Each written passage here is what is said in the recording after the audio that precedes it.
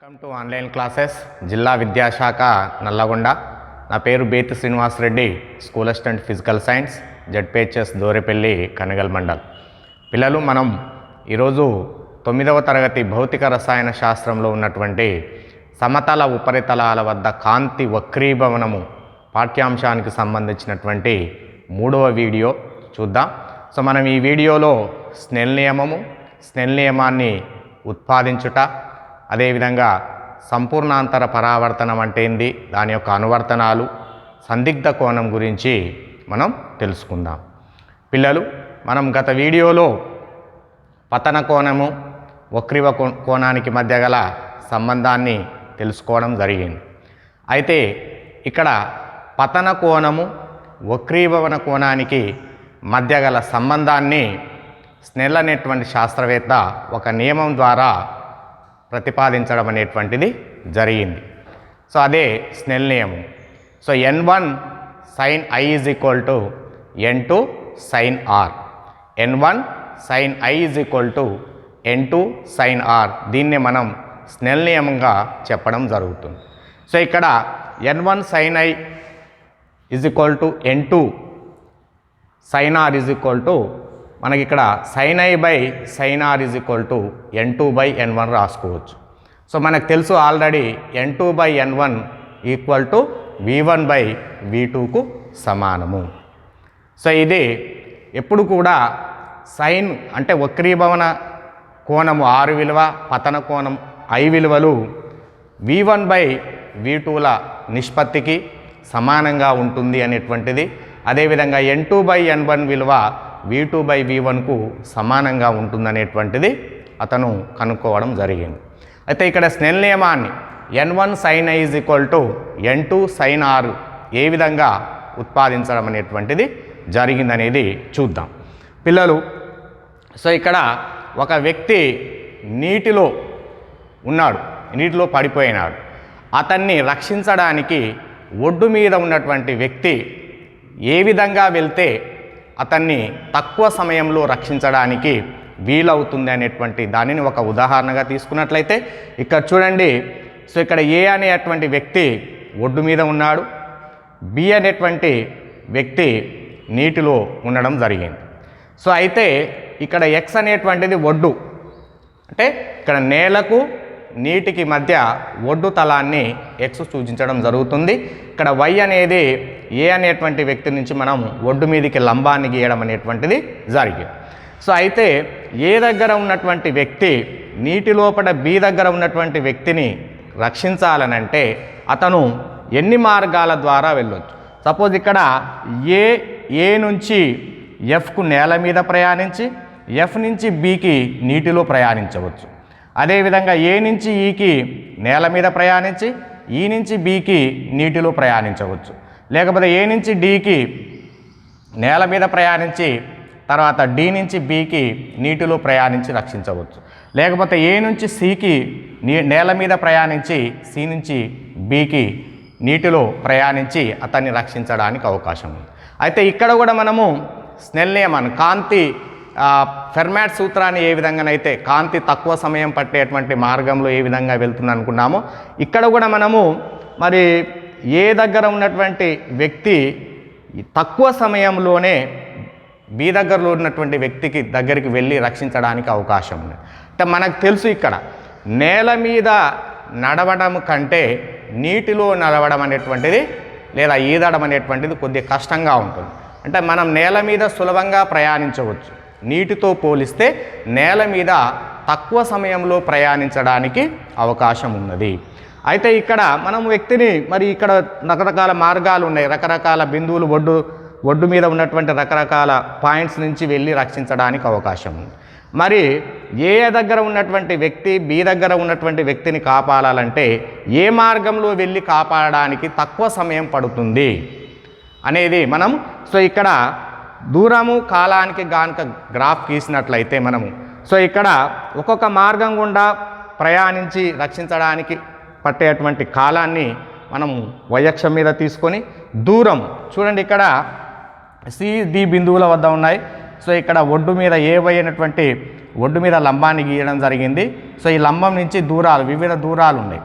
So వివిధ దూరాలను తీసుకున్న జరిగింది ఇక్కడ. సో దూరానికి కాలానికి గ్రాఫ్ కనుక గీసినట్లయితే మనకు ఈ విధంగా వక్రరేఖ రావడం అనేటువంటిది జరుగుతుంది. సో ఇక్కడ అతి తక్కువ కాలం ఎక్కడ పడుతుందో మనము సి అనేటువంటి బిందువు వద్ద అతి తక్కువ కాలం కనుక మనం పడుతుంది అనేటువంటిది భావించినట్లయితే, సో ఆ విధంగా మరి ఇక్కడ సికి అతి సమీపంలో ఇంకొక బిందువును తీసుకున్నట్లయితే అది డిగా తీసుకున్నట్లయితే, అంటే ఇక్కడ సి బిందువు అంటే ఏసీబీ మార్గం ద్వారా అతన్ని వెళ్ళి రక్షించడానికి తక్కువ సమయం పట్టేటువంటి అవకాశం ఉన్నది. సో అయితే ఇక్కడ మనకు సికి దగ్గరగా ఇంకొక బిందువును డి బిందువును కనుక ఊహించుకున్నట్లయితే, సో అది ఏడిబి మార్గం ద్వారా కూడా వెళ్ళడానికి అంతే సమయం పట్టడానికి అవకాశం ఉన్నట్టుగా మనం భావించినట్లయితే, సో ఇక్కడ ఒకసారి చూడండి, సేమ్ ఇక్కడ ఇది నీరు నేలను మళ్ళీ గ్రాఫ్ గీయడం జరిగింది. సో ఇక్కడ రెండు బిందువులను మనం తీసుకున్నాం, సి బిందువు తీసుకున్నాము, డి బిందువు తీసుకున్నాం. సో ఇక్కడ సి బిందువు వద్ద ఎన్ అనేటువంటి ఒక లంబాన్ని గీద్దాం, డి బిందువు వద్ద కూడా ఒక లంబాన్ని గీయడం అనేటువంటిది జరిగింది. చూడండి ఇక్కడ ఏ నుంచి సికి నేల మీద ప్రయాణించి సి నుంచి బికి నీటిలో ప్రయాణించడం అనేటువంటిది జరిగింది. అదేవిధంగా ఏ నుంచి డికి నేల మీద ప్రయాణించి డి నుంచి బికి నీటిలో ప్రయాణించడం అనేటువంటి, అంటే ఇక్కడ ఏసీబీ మార్గము ఏడిబి మార్గం రెండు మార్గాలలో ప్రయాణించడానికి పట్టేటువంటి కాలాలు మనము సమానమని కనుక భావించినట్లయితే, సో ఇక్కడ చూడండి ఇక్కడ మనం లంబాలు గీసాం.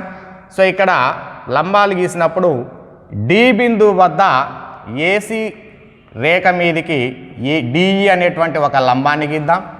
అదేవిధంగా సి బిందువు దగ్గర కూడా ఇక్కడ డిబి రేఖకు ఒక ఎఫ్ అనేటువంటి లంబాన్ని కనుక మనం గీసినట్లయితే చూడండి ఇక్కడ, సో ఇక్కడ మనకు రెండు బిందువుల మధ్య వ్యత్యాసం ఏ విధంగా ఉన్నది.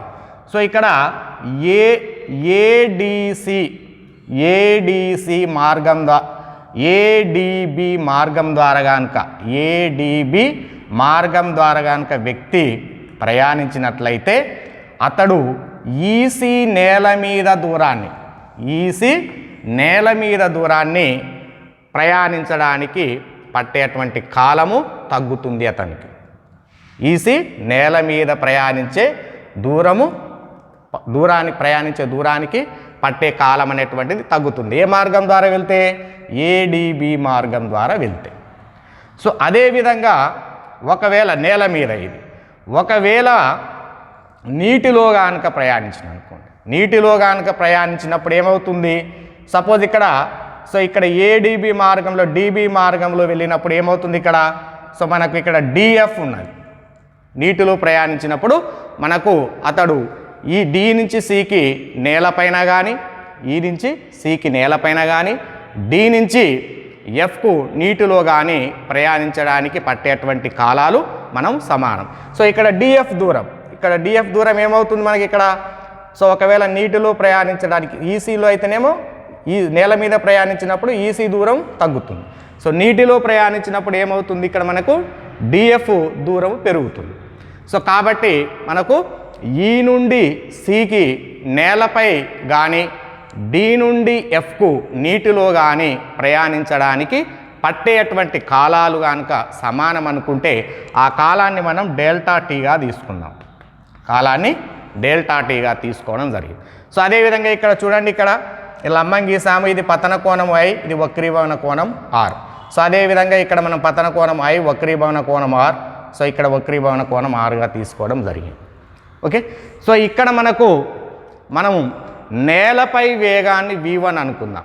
వ్యక్తి నేల మీద ప్రయాణించేటువంటి వేగాన్ని v1, నీటిలో ప్రయాణించేటువంటి అతని యొక్క వేగాన్ని v2గా అనుకున్నట్లయితే అప్పుడు ఏమవుతుంది?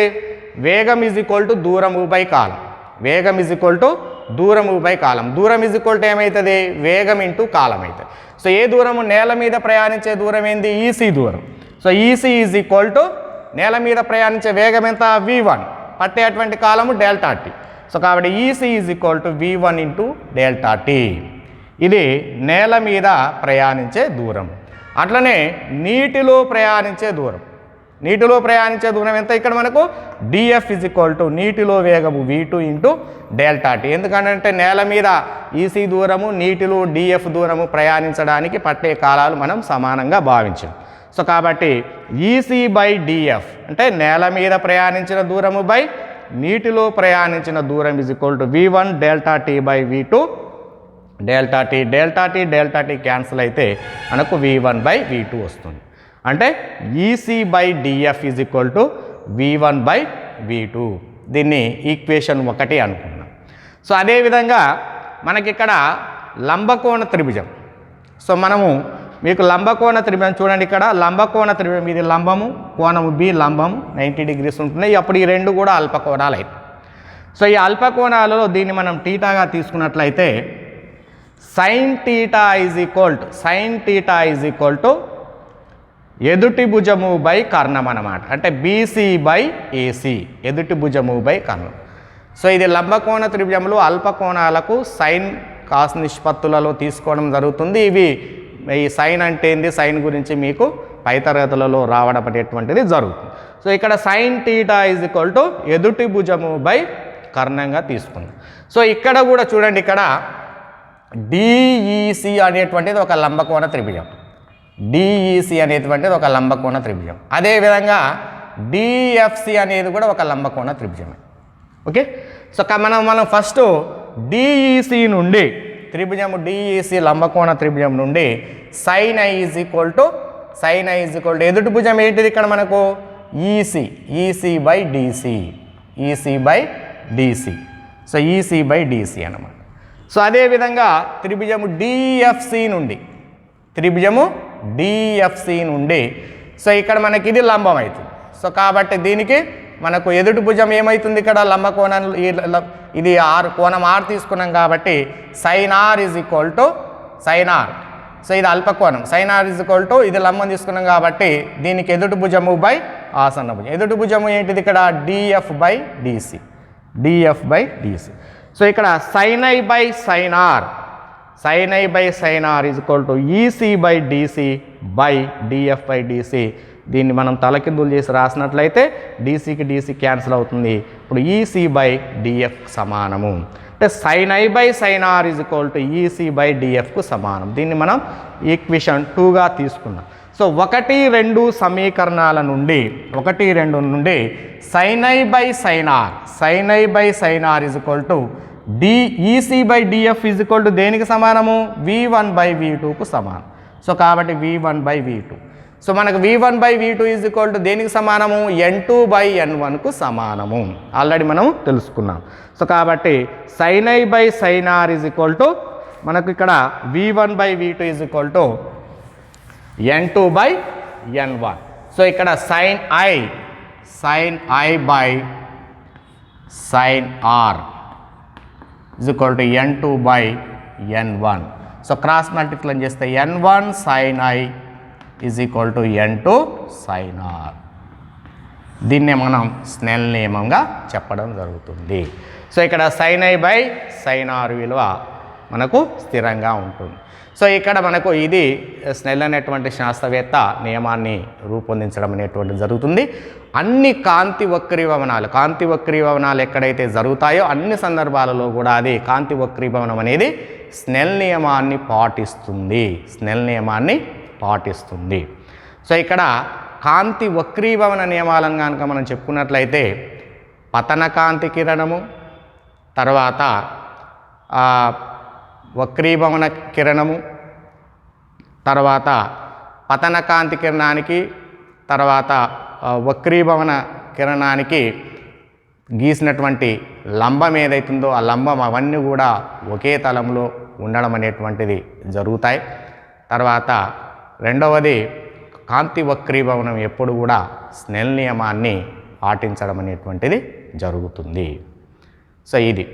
సో ఇక్కడ ఇంకొకటి ఏంటి అని అంటే, మరి వక్రీభవన కోణము 90 డిగ్రీలు ఉన్నటువంటి సందర్భాన్ని మనం ఏ విధంగా తీసుకోవాలి, వక్రీభవన కిరణము 90 డిగ్రీలు కావడానికి ఏమైనా అవకాశం ఉందా, సో అనే దాన్ని తెలుసుకోవడానికి మనం ప్రయోగశాల కృత్యము 1లో మనం ఏదైతే పతన కోణం I వక్రీభవన కోణం Rకు మధ్య గల సంబంధాన్ని చేసేటువంటి కృత్యం ఏదైతే ఉందో అదే కృత్యంలో వాడినటువంటి పరికరాలను ఉపయోగించి పతన కోణానికి వక్రీభవన కోణం, ఏ పతన కోణానికి వక్రీభవన కోణము 90 డిగ్రీలుగా ఉంటుంది అనేటువంటిది మనము కృత్యాధారంగా తెలుసుకుందాం.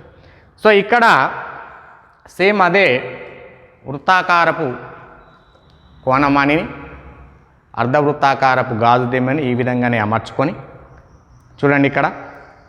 సో ఈ విధంగా మనం ఏర్పాటు చేసుకోవాలి. సో వక్రీభవన కోణము 90 డిగ్రీస్ అయ్యేటువంటి సందర్భానికి సంబంధించినటువంటి ప్రయోగశాల కృత్యంలో వినియోగించినటువంటి కృత్యాన్ని మళ్ళీ ఒకసారి మనం ఇక్కడ నిర్వహిద్దాం. చూడండి పిల్లలు ఇక్కడ. సో ఇక్కడ సేమ్ ప్రయోగశాల కృత్యం 1లో అమర్చినట్లుగానే అర్ధవృత్తాకారపు గాజు దిమ్మెను సో ఇక్కడ తలం వద్ద కేంద్రాన్ని ఏకీభవించేటట్లు మనం ఏర్పాటు చేసుకుందాం. చూడండి పిల్లలు ఇప్పుడు. సో ఇది గాజు దిమ్మె సాంద్రతర యానకం అవుతుంది, ఇటువైపు విరళ యానకం అవుతుంది. అంటే సాంద్రతర యానకం నుండి విరళ యానకంలోకి కాంతి ప్రయాణించేటప్పుడు అది ఏ విధంగా వక్రీభవనం చెందుతుందనేది గమనిద్దాం. చూడండి ఇక్కడ 0 డిగ్రీస్ నుంచి పంపిస్తున్నాను. ఫస్ట్ పతన కోణము 0 డిగ్రీలు. చూడండి వక్రీభవన కోణం చూడండి బయట మళ్ళీ 0 నుంచి వస్తుంది. అంటే ఒక యానకం నుంచి ఇంకొక యానకంకి లంబంగా కాంతికరణము ప్రసారమైనప్పుడు అది ఎలాంటి వక్రీభవనం చెందదు అనేది మనం తెలుసుకోవచ్చు. నెక్స్ట్ ఇప్పుడు 5 డిగ్రీస్ చూడండి. సో 5 డిగ్రీస్తో పంపిస్తున్నాను. పతన కోణము 5 డిగ్రీస్తో పంపిస్తున్నాను. చూడండి వక్రీభవన కోణం చూడండి మనకి ఎంత వచ్చింది అక్కడ 8 డిగ్రీలు, 8కి 7 మధ్యలో సూచిస్తుంది. సో ఇక్కడ పతన కోణము 10 డిగ్రీలు తీసుకుంటే వక్రీభవన కోణము మనకు అంతకంటే ఎక్కువ వస్తుంది. చూడండి 10 డిగ్రీలు తీసుకున్నాం. 10 డిగ్రీలు పతన కోణాన్ని తీసుకున్నప్పుడు వక్రీభవన కోణం చూడండి 18 డిగ్రీలు వస్తుంది. సో ఆ విధంగా 20 డిగ్రీలు తీసుకున్నాం. 20 డిగ్రీలు వక్రీభవన కోణము 30 డిగ్రీలుగా వస్తుంది. అంటే కాంతికిరణము సాంద్రత యానకం నుంచి విరళ యానకంలోకి వెళ్ళినప్పుడు పతన కోణం కంటే వక్రీభవన కోణము ఎక్కువగా ఉన్నది అనేటువంటిది మనం గమనించవచ్చు. సో అదేవిధంగా 30 డిగ్రీస్ తీసుకుందాం. చూడండి 30 డిగ్రీస్, 50 డిగ్రీస్ ఉన్నది వక్రీభవన కోణం. తర్వాత 40 డిగ్రీస్ తీసుకుందాం. చూడండి 40 డిగ్రీస్ పతన కోణం తీసుకున్నప్పుడు వక్రీభవన కోణము 75 డిగ్రీలు గమనించవచ్చు మీరు. సో ఇక్కడ 45 తీసుకున్నాం. ఏమవుతుంది అది వెనక్కి వచ్చేస్తుంది. కాబట్టి 41 డిగ్రీస్ తీసుకున్నాం. ఇక్కడ గమనించండి 40, 41,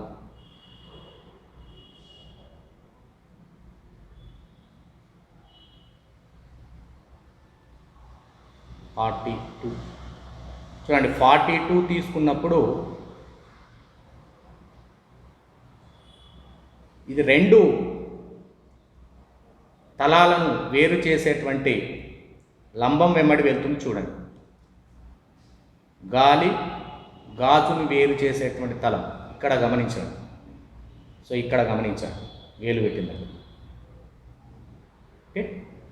సో అది 40 కంటే ఎక్కువ తీసుకున్నప్పుడు ఏమవుతుంది కాంతికిరణం తిరిగి అదే యానకంలోకి వచ్చేస్తుంది. చూడండి తిరిగి పతన కోణం కంటే ఇక్కడ 40 డిగ్రీస్ 45 డిగ్రీస్ ఎక్కువ తీసుకున్నప్పుడు కాంతికిరణం తిరిగి అదే యానకంలోకి రావడం జరుగుతుంది.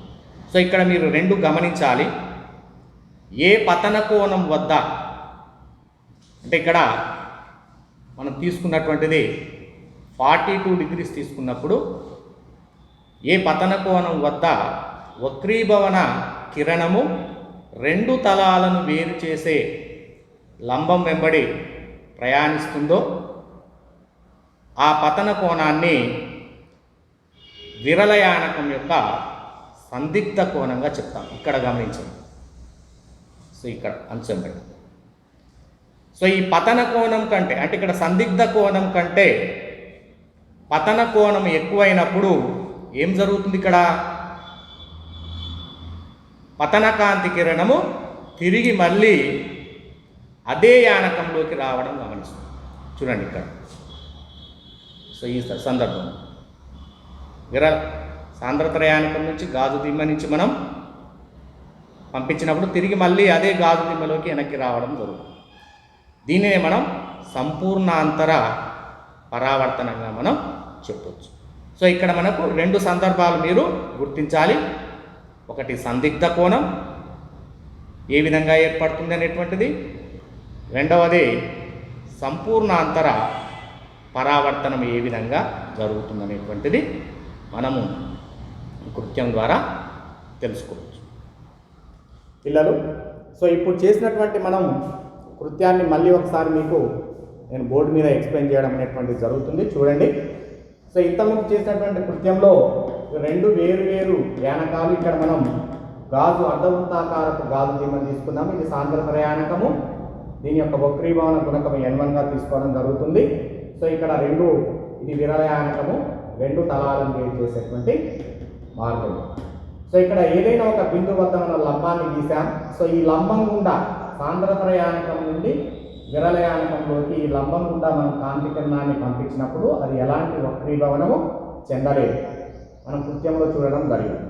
అదేవిధంగా కోణాన్ని పెంచుకుంటూ పోయినప్పుడు ఏ పతన కోణం అంటే మనకు ఒక 42 డిగ్రీస్ మధ్య అంటే పతన కోణము 42 డిగ్రీలు ఉన్నప్పుడు ఈ వక్రీభవన కిరణం ఏమైంది? ఈ రెండు యానకాలను వేరు చేసే తలం గుండా ప్రయాణించింది. రెండు యానకాలను వేరు చేసే తలం గుండా ప్రయాణించింది. ఈ వక్రీభవన కిరణము ఏ పతన కోణం వద్ద ఇక్కడ కొలవాలి. ఈ లంబం నుంచి పతన కిరణానికి మధ్య కోణం ఎంత ఉందో కొలిస్తే ఏ పతన కోణం వద్ద వక్రీభవన కిరణము రెండు యానకాలను వేరు చేసే తలం గుండా వెళ్తుందో ఆ పతన కోణాన్ని విరల యానకం యొక్క సందిగ్ధ కోణము అంటాము. సందిగ్ధ కోణము అంటాము. అదేవిధంగా ఈ కృత్యంలో మనం కూడా స్నెల్ నియమం ప్రకారంగా కూడా మనం చెప్పవచ్చు. స్నెల్ నియమం మనకి ఇక్కడ ఏంటి? N1 sin A = N2 sin R.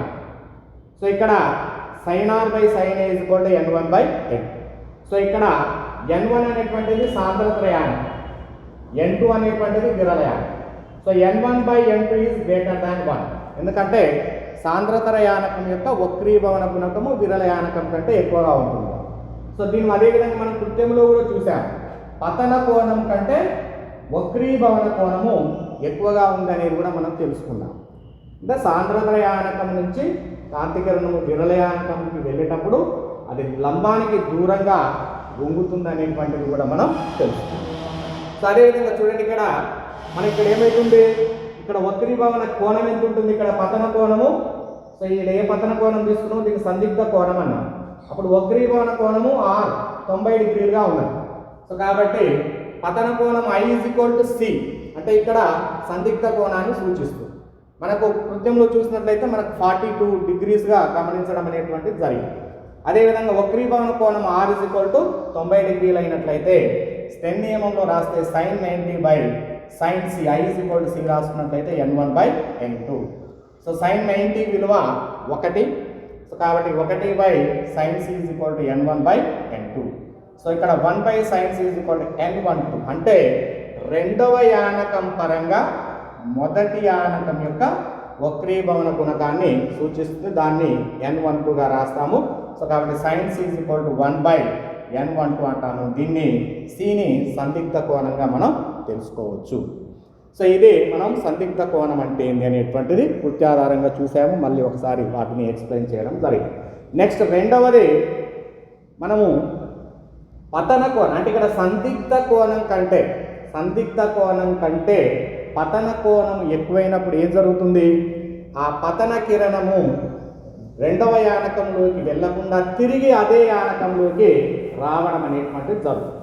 So ఆ విధంగా రావడాన్ని మనం సంపూర్ణాంతర పరావర్తనంగా చెప్పడం జరిగింది. సో ఈ సంపూర్ణాంతర పరావర్తనానికి సంబంధించి చూడండి ఏ విధంగా జరుగుతుందనేటువంటిది ఒకసారి. సో ఇక్కడ రెండు విరళయానకం, ఇది సాంద్రపరయానకంగా తీసుకున్నట్లయితే సో ఇక్కడ లంబం, సో ఇక్కడ సందిగ్ధ కోణం కంటే పతన కోణం ఎక్కువైనప్పుడు ఏమవుతుంది, ఇక్కడ ఈ కిరణము అవతలిలోకి వెళ్ళకుండా తిరిగి అదే ఆనకంలోకి పరావర్తనం చెందుతుంది. సో ఆ విధంగా చెందడాన్ని మనం సంపూర్ణాంతర పరావర్తనం అంటాం. సంపూర్ణాంతర పరావర్తనానికి సంబంధించినటువంటి ఒక రెండు చిన్న కృత్యాలను మనం చూద్దాం. చూడండి, ఒక గాజు బీకరు, ఒక రూపాయి కాయిన్ తీసుకోండి. రూపాయి బిళ్ళను టేబుల్ మీద పెట్టేసి రూపాయి బిళ్ళ మీద గాజు బీకర్ను ఉంచండి. పక్క నుంచి చూడండి, మీకు రూపాయి బిళ్ళ అవుపిస్తుందా? ఇప్పుడు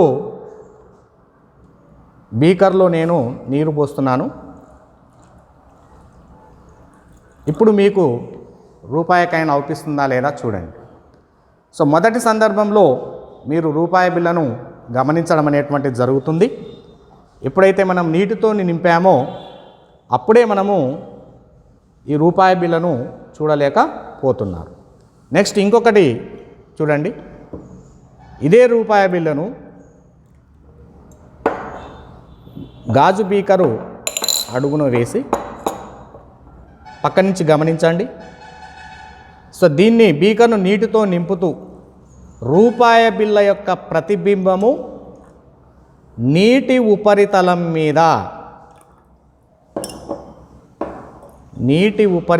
మీద ఏర్పడే వరకు నీటితో నింపండి. మీరు ఈ రూపాయి బిళ్ళ యొక్క ప్రతిబింబాన్ని నీటి ఉపరితలం మీద గమనించవచ్చు. ఒకవేళ అవుపించకపోతే ఇంకా కొద్దిగా వాటర్ను వేయండి. ప్రతిబింబాన్ని మీరు పక్క నుంచి చూసి రూపాయి బిళ్ళ యొక్క ప్రతిబింబాన్ని గమనించండి. సో ఈ రెండు సందర్భాలలో మీకు మొదటి సందర్భంలో నీళ్లు పోసినప్పుడు రూపాయి బిళ్ళ ఎందుకు అవుపించలేదు, రెండవ సందర్భంలో బీకర్లో ఉన్నటువంటి రూపాయి బిళ్ళ మీద మనం వాటర్ వేసినప్పుడు రూపాయి బిళ్ళ యొక్క ప్రతిబింబము నీటి ఉపరితలం మీద ఏ విధంగా ఏర్పడింది. ఈ రెండు జరగడానికి కారణము కాంతి సంపూర్ణాంతర పరావర్తనమే. సో ఇప్పుడు మనం సంపూర్ణాంతర పరావర్తనానికి ఉదాహరణలు తీసుకున్నట్లయితే, సో ఎండమావులు ఏర్పడటం.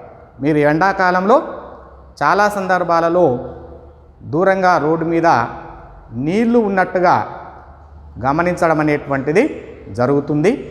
ఇది ఎండమావులు ఏర్పడడం అనేటువంటిది సంపూర్ణాంతర పరావర్తనానికి మంచి ఉదాహరణగా చెప్పొచ్చు.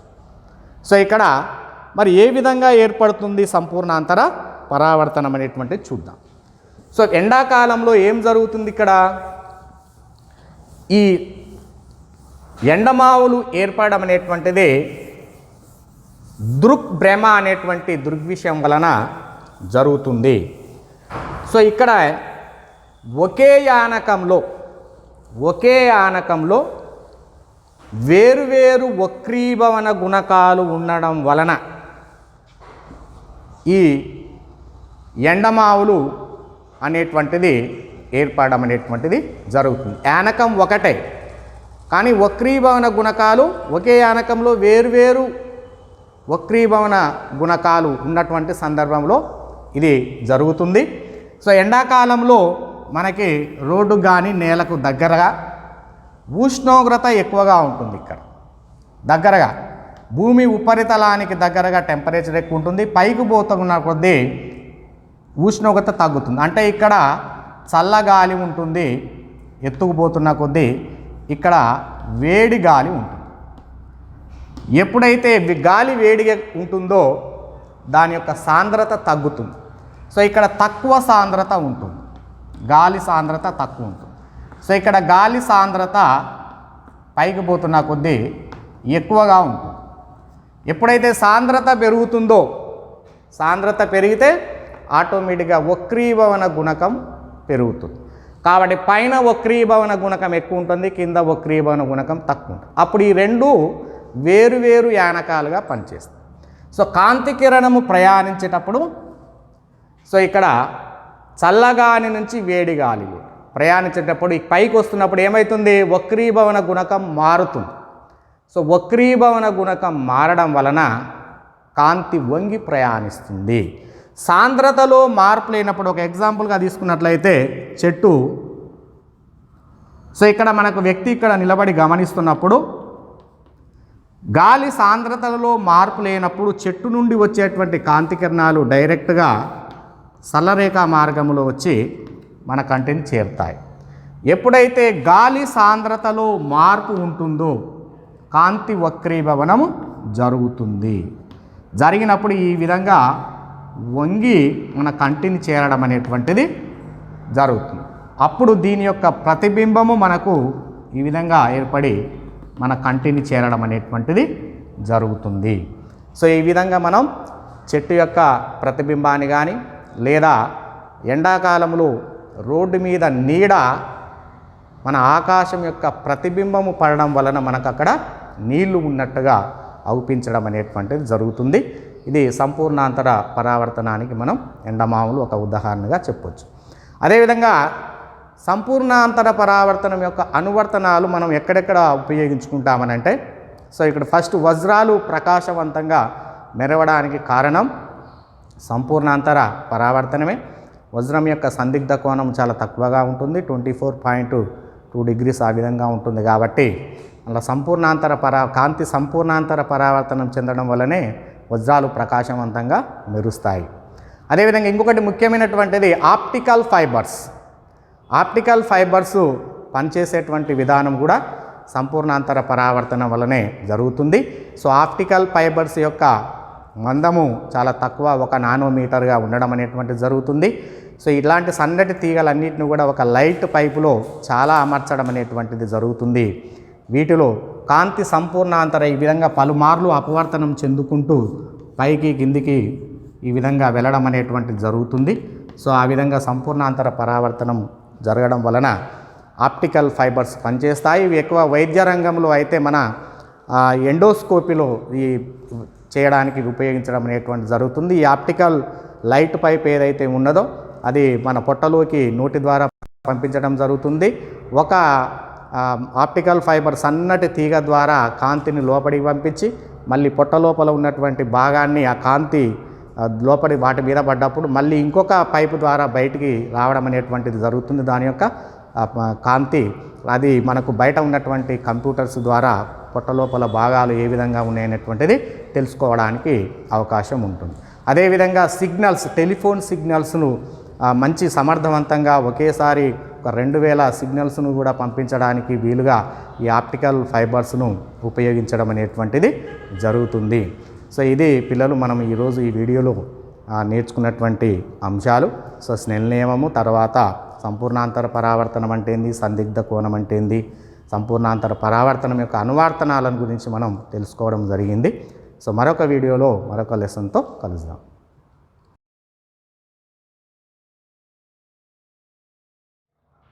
So welcome to online classes జిల్లా విద్యాశాఖ నల్లగొండ. నా పేరు Bethi Srinivas Reddy, school assistant physical science, ZPHS Dorepalli, Kanagal mandal. పిల్లలు, మనం ఈరోజు వీడియోలో 9వ తరగతి భౌతిక రసాయన శాస్త్రంలోని సమతల ఉపరితలాల వద్ద కాంతి వక్రీభవనం పాఠ్యాంశంలోని 4వ వీడియో చివరి వీడియోను మనం చూద్దాం. సో ఈ వీడియోలో మనము గాజు దిమ్మె గుండా కాంతి ఏ విధంగా వక్రీభవనం చెందుతుంది, అదేవిధంగా పార్శ్వ విస్థాపనం అంటే ఏంది, నిలువు విస్థాపనం అంటే ఏంది, గాజు దిమ్మె యొక్క వక్రీభవన గుణకాన్ని మనము ఏ విధంగా కనుక్కుంటామనేటువంటిది కృత్యాధారంగా తెలుసుకుందాం. సో ఫస్ట్ మనము గాజు దిమ్మె గుండా కాంతి ఏ విధంగా వక్రీభవనం చెందుతుందనేటువంటి కృత్యము నిర్వహించడానికి కావలసినటువంటి పరికరాలను కనుక మనం ఒకసారి పరిశీలించినట్లయితే, సో డ్రాయింగ్ బోర్డ్ చూడండి, ఇక్కడ మనకు డ్రాయింగ్ బోర్డ్, క్లాంపులు, డ్రాయింగ్ షీట్, పెన్సిల్, పల్సటి గాజు దిమ్మె, అదేవిధంగా కొన్ని గుండు పిన్నులు, మనం తీసుకోవాలి. సో ఇప్పుడు మనం ఈ కృత్యాన్ని ఏ విధంగా చేయాలో చూద్దాం. చూడండి పిల్లలు, సో మనం డ్రాయింగ్ బోర్డు మీద డ్రాయింగ్ షీట్ను క్లాంప్ల సహాయంతో ఏర్పాటు చేసుకోవాలి. సో దీర్ఘచతురస్రాకారపు పల్సటి గాజు దిమ్మెను తీసుకొని సో డ్రాయింగ్ షీట్ మీద ఒక దగ్గర పెట్టండి. సో డ్రాయింగ్ షీట్ మీద గాజు దిమ్మె యొక్క 4 అంచులను కలుపుతూ ఒక దీర్ఘచతురస్రాకారంలో వచ్చే విధంగా పెన్సిల్ సహాయంతో గాజు దిమ్మె యొక్క 4 వైపులా గీయండి. సో దీన్ని ఏబిసిడి 4 శీర్షాలను గుర్తించండి. సో ఇప్పుడు ఏబి అంచు వైపు ఒక దగ్గర లంబాన్ని గీయండి. ఒక బిందువు దగ్గర లంబాన్ని గీయండి. చూడండి, ఇక్కడ లంబాన్ని గీస్తున్నాను. ఓకే, లంబరేఖను గీయడం జరిగింది. సో ఇప్పుడు మళ్ళీ తిరిగి గాజు దిమ్మెను సేమ్ ఏబిసిడి తలం మీద ఉంచి ఈ లంబరేఖ మీద 2 గుండు పిన్నులను సమాన ఎత్తులో ఉండే విధంగా గుచ్చండి. చూడండి పిల్లలు, గుండు పిన్నులను సమాన ఎత్తులో ఉండే విధంగా గుచ్చండి.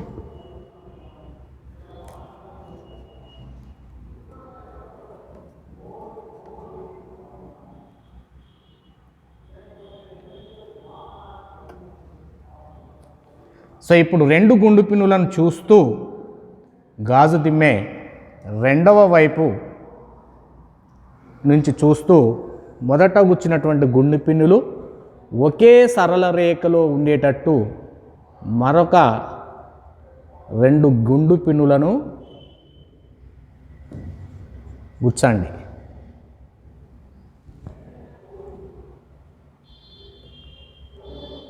ఇప్పుడు చూడండి పిల్లలు, 4 గుండు పిన్నులు కూడా ఒకే రేఖలో ఉండేటట్లుగా గుచ్చండి. సేమ్ ఇది ఒకే రేఖలో ఉన్నాయా లేదా అనేటువంటిది తెలుసుకోవడానికి కూడా మీరు లేజర్ లైన్ ఉపయోగించి కూడా చూడండి. ఇక్కడి నుంచి 2 గుండు పిన్నుల నుంచి పంపిస్తున్నాను. ఆ 2 ఒకే రేఖలో ఉన్నాయా లేనటువంటిది కూడా మనం చూడవచ్చు. ఏమైనా తేడా ఉందా చూడండి, గుండు పిన్నుల నుంచి వేస్తుంది. సో ఇప్పుడు గాజు దిమ్మెను గుండు పిన్నులను తీసి పక్కకు పెట్టండి. సో ఇక్కడ సిడి అంచు వైపు ఈ 2 గుండు పిన్నులను తీసిన ప్రదేశాలను కలపండి. దీన్ని పొడిగించండి. ఇంకా అదేవిధంగా ఇవన్నీ ఏ విధంగా ఉన్నాయి పొడిగిస్తే సో నియర్లీ మనకు ఒక సరళ రేఖను సూచిస్తుంది. అంటే ఇక్కడ ఏమవుతుంది, మనకి గాజు దిమ్మ గుండా లంబంగా పతనం చెందినటువంటి కాంతి కిరణము వక్రీభవనం చెందదు అనేటువంటిది మనకు దీని ద్వారా తెలుస్తుంది. నెక్స్ట్ మళ్ళీ డ్రాయింగ్ షీట్ మీద మళ్ళీ గాజు దిమ్మెను ఉంచి గాజు దిమ్మె 4 అంచుల వెంబడి గీయండి. ఓకే, సో ఏబిసిడి శీర్షాలను గుర్తించండి.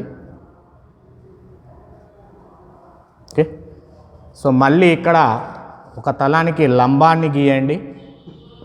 సో ఈ రేఖ స్కేల్ మీద ఉన్నటువంటి రేఖతో ఏకీభవించేటట్లుగా పెడితే మనకు లంబరేఖ వస్తుంది. సో ఈ బిందువు దగ్గర ఒక లంబాన్ని డ్రా చేయండి. సో ఈ లంబానికి కొంత కోణం చేసే విధంగా కోణమాని సహాయంతో లంబానికి కొంత కోణం చేసేటట్టు ఒక 30 degrees తీసుకుందాం. 30 degrees తీసుకుందాం. 30 degreesలో కోణాన్ని గీద్దాం. సో ఇది పతన కిరణాన్ని సూచిస్తుంది. ఇది పతన కోణము ఐని సూచిస్తుంది. ఇది 30 డిగ్రీస్. ఓకే, సో ఇప్పుడు మళ్ళీ గాజు దిమ్మెను ఏబిసిడి తలంలో ఉంచండి. మళ్ళీ ఇక్కడ పతన కిరణం మీద ఒక 2 గుండు పిన్నులను ఒకే ఎత్తులో ఉండే విధంగా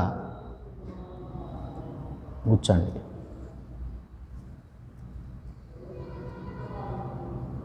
ఓకే, సో ఆ 2 గుండు పిన్నులను గాజు దిమ్మె రెండవ వైపు నుంచి చూస్తూ ఒకే సరళ రేఖలో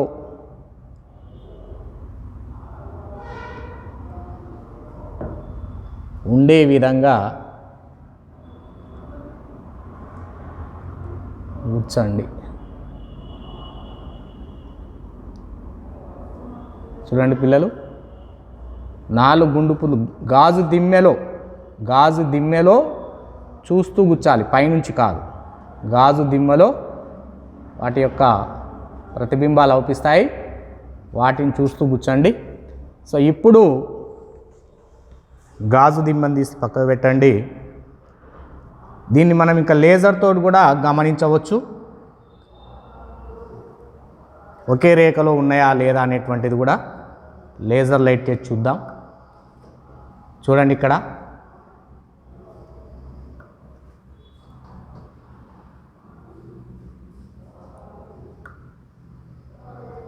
చూడండి, పాదాల నుంచి వేస్తే అవతలకి వెళ్తుంది. సో ఇప్పుడు 4 కూడా గాజు దిమ్మని పక్కకు పెట్టండి. గుండు పిన్నుల యొక్క పాదాల బిందువులు ఎక్కడైతున్నాయో అక్కడి నుంచి సీడీకి తలం మీద తాకేటట్టు రేఖను గీయండి. ఇక్కడ ఒక లంబాన్ని ఏర్పాటు చేసుకోండి. రైట్, ఈ గుండు పిన్నులను కూడా తీసేయండి. చూడండి, ఇప్పుడు 2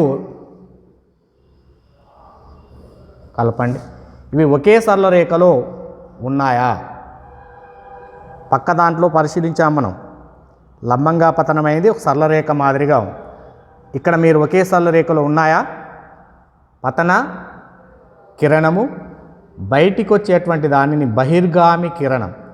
అదేవిధంగా ఇక్కడ కూడా ఒక మనం లంబాన్ని గీద్దాం. సో ఇక్కడ బహిర్గామి కోణము ఎంత ఉందో అనేటువంటిది కూడా మనం కొలుద్దాం. చూడండి, దీన్ని కొద్దిగా ఎక్స్టెండ్ చేద్దాం.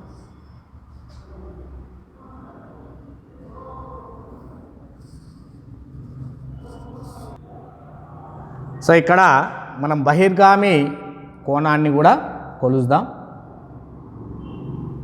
చూడండి, మనకి ఎంత ఉన్నది బహిర్గామి కోణం కూడా నియర్లీ 30 డిగ్రీస్ ఉన్నది. అంటే పతన కోణము 30 డిగ్రీసే ఉంది, బహిర్గామి కోణం కూడా 30 డిగ్రీస్గా మనం గమనించవచ్చు. మరి ఇక్కడ పతన కిరణము బహిర్గామి కిరణము ఒకే రేఖలో ఉన్నాయా? లేవు. మరి ఏ విధంగా ఉన్నాయి? ఈ రేఖను కంటిన్యూస్గా మనం పొడిగించి చూద్దాం. చూడండి, బహిర్గామి కిరణాన్ని ఇటువైపు వెనక్కి పొడిగిస్తాము. సో ఇక్కడ పతన కిరణాన్ని కూడా పొడిగించి చూద్దాం. సో ఈ 2 ఏ విధంగా ఉన్నాయి? సమాంతరంగా ఉన్నాయి.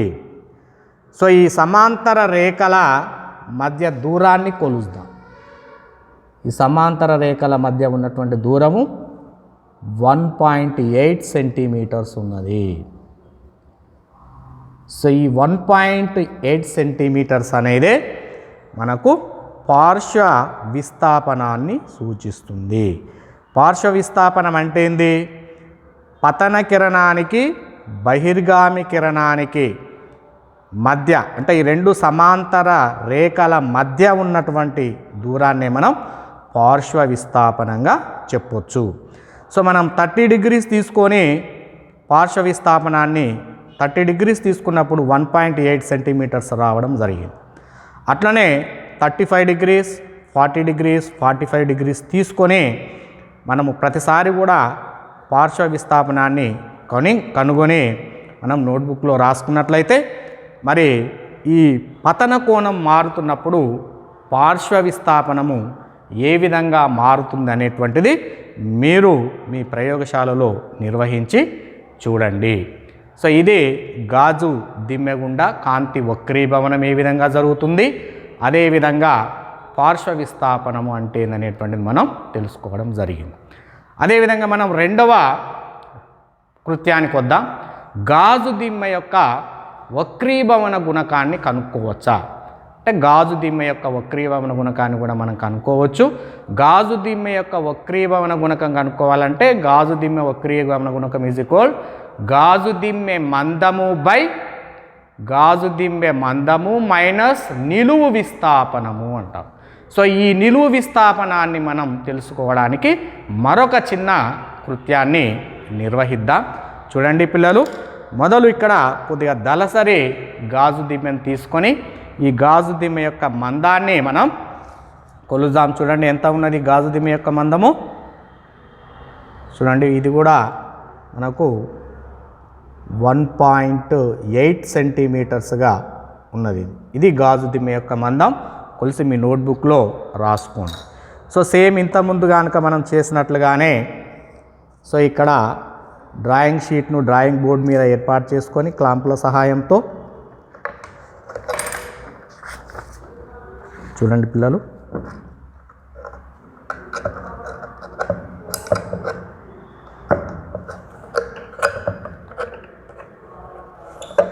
రైట్. సో ఇది ఈ విధంగా పెట్టుకుందాం. సేమ్ ఇంత ముందులాగానే మందపాటు గాజు దిమ్మెను పేపర్ మీద పెట్టేసి సో 4 సైడ్లు 4 వైపులా కూడా దీర్ఘచతురస్రాకార అంచును కలుపుతూ మనం ఒక గీద్దాం. సో ఇది ABCDగా తీసుకుందాం. సో ఇక్కడ AB అంచుకు లంబంగా ఒక 15 సెంటీమీటర్ నియర్, సో ఇది 15 సెంటీమీటర్స్ ఉన్నది చూడండి, నియర్లీ 15 సెంటీమీటర్ల దూరం తీసుకొని ఒక లంబ రేఖను గీద్దాం. ఓకే, సో ఇది లంబరేఖ. సో ఈ 15 సెంటీమీటర్ల దూరంలో ఒక గుండు పిండును ఈ విధంగా ఉంచుదాం దీన్ని. సో ఇది P అనేటువంటి బిందువు అనుకుందాం. దీన్ని ఈ విధంగా ఏర్పాటు చేద్దాం. ఇప్పుడు సేమ్ ఇదే గాజు దిమ్మెను ఇక్కడే ఉంచేసి ఇక్కడ గమనించాల్సినటువంటి విషయం ఏంటంటే గాజు దిమ్మెను ఇంకొక వైపు నుంచి చూస్తూ మన యొక్క 2 కళ్ళలో ఒక కన్నును గాజు దిమ్మె వైపు ఉంచి స్థిరంగా ఉంచి రెండవ కన్నును బయట నుంచి చూస్తూ ఈ బయట ఉన్నటువంటి గుండు పిన్నుకు స్ట్రైట్గా అంటే ఒకే రేఖలో వచ్చే విధంగా మరొక గుండు పిండును అమర్చాలి. చూడండి ఇక్కడ అది అవుపియాలి, మనకి ఎక్కడ వస్తుందనేటువంటిది గమనించాలి. మనకి ఇక్కడ బయట దాని లోపల అవుపిచ్చేటట్టు చూసుకోవాలి. సో ఆ విధంగా కొద్దిగా వెలుతురు ఎక్కువగా ఉన్నటువంటి ప్రదేశాన్ని ఎన్నుకోవాలి మీరు. సో ఆ విధంగా ఒకే రేఖలో ఉన్నాయా అవి అనేటువంటిది చూడండి. సో ఈ విధంగా ఒకే రేఖలో ఉండేటట్టు చూసుకోండి. రైట్. సో ఆ విధంగా బయట ఉన్నటువంటిది రెండవది 2 కూడా ఒకే లైన్లో ఉండేటట్లు మనం చూసుకోవాలి. రైట్. సో ఇప్పుడు ఈ గుండు పిన్ ఎక్కడ ఉందో అక్కడి నుంచి ఈ లంబరేఖ మీదకి మరొక లంబాన్ని డ్రా చేద్దాం. రైట్. సో ఇది Q బిందువును సూచిస్తుంది. ఈ P మరియు Q బిందువుల మధ్య దూరాన్నే మనం నిలువు విస్థాపనంగా తీసుకోవడం జరుగుతుంది. సో ఈ నిలువు విస్థాపనం ఎంత ఉంది అనేటువంటిది కూడా మనం తెలుసుకోవాలి, రైట్. సో ఇది కూడా నియర్లీ 1.34 సెంటీమీటర్స్గా ఉన్నది. సో దృష్టి దోషం కూడా రావడానికి అవకాశం ఉంటుంది కాబట్టి సరి అయినటువంటి వెలుతురు ఉన్నటువంటి ప్రదేశంలో ఉంచి ప్రయోగశాల కృత్యాన్ని నిర్వహిస్తే మనకు ఖచ్చితమైనటువంటి విలువలు రావడానికి అవకాశం ఉంది. సో ఈ విధంగా మనకు గాజు దిమ్మె యొక్క మందం తెలిసింది, నిలువు విస్థాపనం తెలిసింది కాబట్టి గాజు దిమ్మె యొక్క వక్రీభవన గుణకాన్ని మనం సులభంగా లెక్కించవచ్చు. సో మరి ఇక్కడ 15 సెంటీమీటర్స్ తీసుకున్నాము. 15 సెంటీమీటర్స్ కాకుండా దూరాన్ని మార్చి తీసుకుంటే నిలువు విస్థాపనం మారడానికి ఏ విధంగా ఏమైనా అవకాశం ఉందా అనేటువంటిది కూడా మీరు పరిశీలించి చూడండి. సో నిలువు విస్థాపనంలో ఎలాంటి మార్పు ఉండదని మీరు పరిశీలన ద్వారా తెలుసుకుంటారు. సో పిల్లలు, ఇది మనము 9వ తరగతి భౌతిక రసాయన శాస్త్రంలో ఉన్నటువంటి సమతల ఉపరితలాల వద్ద కాంతి వక్రీభవనానికి సంబంధించినటువంటి అన్ని అంశాలను కూడా 4 వీడియోల ద్వారా తెలుసుకోవడం జరిగింది. Thank you children. మరొక లెసన్తో మరొక వీడియోలో కలుద్దాం.